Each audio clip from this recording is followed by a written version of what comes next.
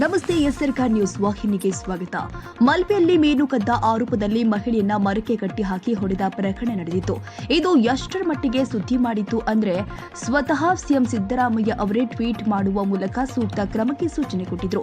ಅದರ ಬೆನ್ನಲ್ಲೇ 5 ಜನ ಮೀನುಗಾರ ಬಂಧನವಾಗಿತ್ತು. ಜಾತಿ ನಿಂದನೆ ಕೇಸ್ ಕೂಡ ದಾಖಲಾಗಿತ್ತು. ಆದ್ರೆ ಇದೀಗ ಸ್ವತಃ ಸಂತ್ರಸ್ತೆ ಲಕ್ಷ್ಮೀಬಾಯಿ ಅವರೇ ಜಾತಿ ನಿಂದನೆ ಕೇಸ್ ವಾಪಸ್ ಪಡೆಯುವಂತೆ ಉಡುಪಿ ಜಿಲ್ಲಾಧಿಕಾರಿ ಡಾ ವಿಜಯಕುಮಾರಿ ಅವರಿಗೆ ಮನವಿ ಮಾಡಿದ್ದಾರೆ. ಮಣಿಪಾಲದ ಜಿಲ್ಲಾಧಿಕಾರಿ ಕಚೇರಿಗೆ ಇತರ ಮಹಿಳೆಯರೊಂದಿಗೆ ಆಗಮಿಸಿದ ಸಂತ್ರಸ್ತೆ ಜಿಲ್ಲಾಧಿಕಾರಿಗೆ ಮನವಿ ಸಲ್ಲಿಸಿದ್ರು. ಮನವಿ ಸ್ವೀಕರಿಸಿದ ಜಿಲ್ಲಾಧಿಕಾರಿ ಸೂಕ್ತ ಕ್ರಮದ ಭರವಸೆ ಕೊಟ್ಟಿದ್ದಾರೆ.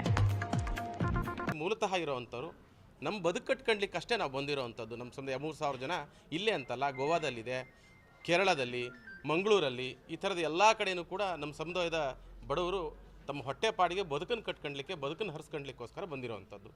ಅದೇ ರೀತಿ ಇಲ್ಲೂ ಕೂಡ 3,000 ಜನ ವಿಜಯಪುರ, ಗದಗ, ಬೇರೆ ಬೇರೆ ಭಾಗದಿಂದಲೂ ಕೂಡ ಬಂದು 15 ವರ್ಷದಿಂದಲೂ ಕೂಡ ಇಲ್ಲಿ ಬದುಕನ್ನು ಕಟ್ಕೊಳ್ತಾರೆ. ಅಲ್ಲೆಲ್ಲೂ ಕೂಡ ಅವರಿಗೆ ಜಾತಿ ಕಟ್ಟುಪಾಡುಗಳು ಎಲ್ಲೂ ಕೂಡ ಇಲ್ಲ. ಅವರು ಯಾರು ಜಾತಿಯನ್ನು ಕೇಳಿ ಕೆಲಸ ಕೊಟ್ಟಿಲ್ಲ. ಅವರು ಕೂಡ ತಮ್ಮ ಜಾತಿ ಅನ್ನೋ ಕಾರಣಕ್ಕೋಸ್ಕರನೇ ಈ ರೀತಿ ಆಗಿದೆ ಅನ್ನೋವಂಥದ್ದನ್ನು ನಾವು ಖಂಡಿತವಾಗಲೂ ಕೂಡ ಖಂಡಿಸ್ತೀವಿ. ಅದ್ರ ಜೊತೆಗೆ ಅವರ ಬದುಕನ್ನು ಕಟ್ಕೊಳ್ಲಿಕ್ಕೆ ಅವ್ರ ಮಕ್ಕಳು ನಮ್ಮ ಹಟ್ಟಿಗಳಲ್ಲಿ ಯಾವ ರೀತಿ ಇದ್ದರು ಅದಕ್ಕಿಂತ ಉತ್ತಮವಾದ ವಿದ್ಯಾಭ್ಯಾಸನೂ ಕೂಡ ಇಲ್ಲಿ ಮಾಡ್ತಿದ್ದಾರೆ.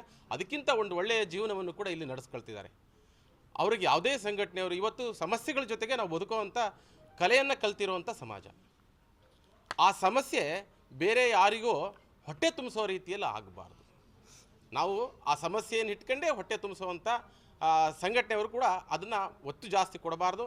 ಇಲ್ಲಿಗೆ ಇದನ್ನು ಸುಖಾಂತ್ಯ ಮಾಡಬೇಕು ಮತ್ತು ಅವರು ನೆಮ್ಮದಿಯಾಗಿ ಬದುಕು ಕೊಟ್ಕೊಡ್ಲಿಕ್ಕೆ ಮತ್ತು ಅವ್ರ ಜೊತೆಗೆ ಮೊದಲಂತೆ ಅಣ್ಣ ತಮ್ಮಂದಿರ ರೀತಿಯಲ್ಲಿ ಇರೋವಂಥ ವಾತಾವರಣವನ್ನು ನಿರ್ಮಾಣ ಮಾಡಿಸಲಿಕ್ಕೆ ಜಿಲ್ಲಾಡಳಿತನೂ ಕೂಡ ಸಹಕಾರ ಕೊಡಬೇಕು.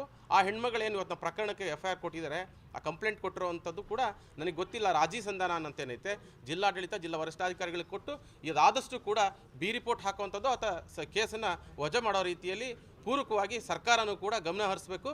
ಜಿಲ್ಲಾ ಮುಖ್ಯಮಂತ್ರಿಗಳಿಗೆ ನಾವು ಒತ್ತಾಯ ಮಾಡ್ತೇನೆ, ಈ ಥರದ ಪ್ರಕರಣಗಳನ್ನು ಸುಖಾಂತ್ಯ ಮಾಡಬೇಕು, ಆ ಪ್ರಕರಣವನ್ನು ತೆಗೆಸಾಕಬೇಕು ಅನ್ನೋವಂಥದ್ದನ್ನು ನಾವು ರಾಷ್ಟ್ರೀಯ ಗೋರ್ಮಳ ಒತ್ತಾಯ ಮಾಡುತ್ತೆ.